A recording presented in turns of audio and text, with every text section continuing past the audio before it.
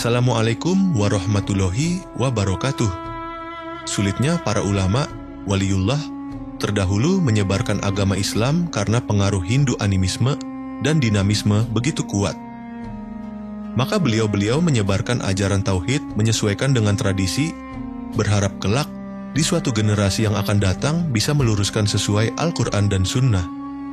Tapi nyatanya, kita sebagai generasi penerus tidak membuka hati dan akal pikiran akan hal itu. Bahkan membenarkan dengan berbagai argumen yang tanpa disadari kejahiliahan atau kebodohan kita. Buka mata hati kita, apa merasa menjadi manusia modern segala sesuatu tentang agama harus diperdebatkan? Bukankah undang-undang dan segala macam bentuk hukum bersumber dari agama?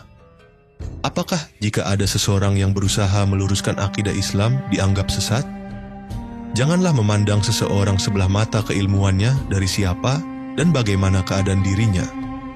Apakah kamu merasa berilmu sempurna sehingga menganggap orang lain sesat? Asal-muasal ajaran Islam di Indonesia yang melenceng dari sunnah. Faktor penyebab 1. Pengaruh budaya Hindu lokal yang dipertahankan dan diagung-agungkan dan diwariskan ke anak cucu turunannya. 2. Kurangnya pendidikan Islam yang memadai memahami agama Islam secara murni. 3. Pengaruh sufisme yang menekankan aspek spiritual dan mistik. Bahkan manusia lebih terpengaruh atau tertarik dengan kata-kata bijak tentang kehidupan daripada firman Allah dan sabda Rasulullah yang menuntun manusia menuju kebahagiaan dunia dan akhirat. Dalam artian, kata-kata bijaklah yang sering difahami, bahkan dijadikan prinsip hidup.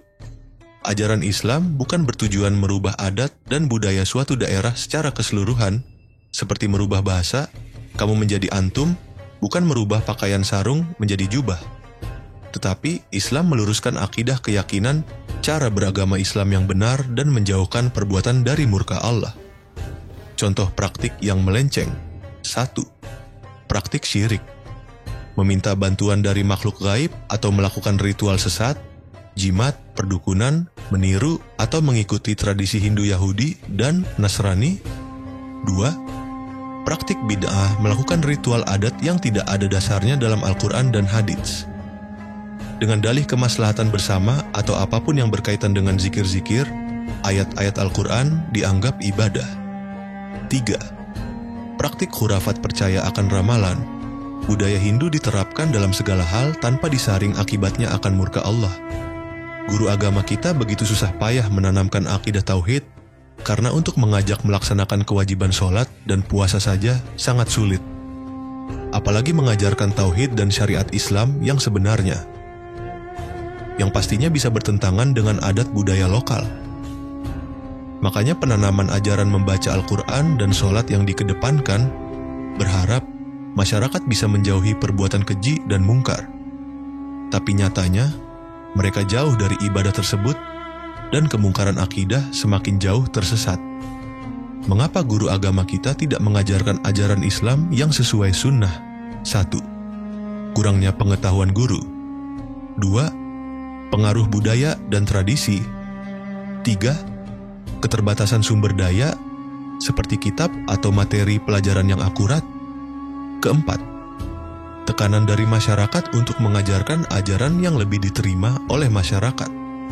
Kelima, kurangnya motivasi yang cukup untuk mengajarkan ajaran yang sesuai sunnah.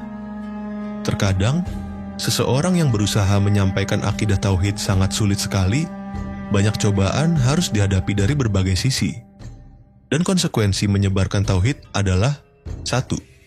Dianggap sesat. 2. Pembangkangan atau penolakan.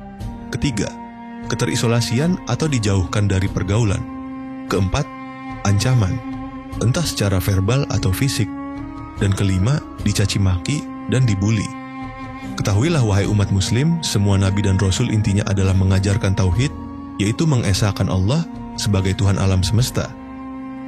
Dan keutamaan yang mengajarkan tauhid: 1. Pahala dari Allah. 2. Meningkatkan takwa. 3. Meningkatkan kesabaran. 4. Meningkatkan iman seseorang. Kelima, meningkatkan ilmu pengetahuan agama. agama Islam itu sempurna? Mengapa kalian menambah-nambah segala macam syariat Islam? Wallahu alam bisawab. Wassalamualaikum warahmatullahi wabarakatuh. Dan jangan lupa subscribe The Saku Channel dan Facebook Ovekelana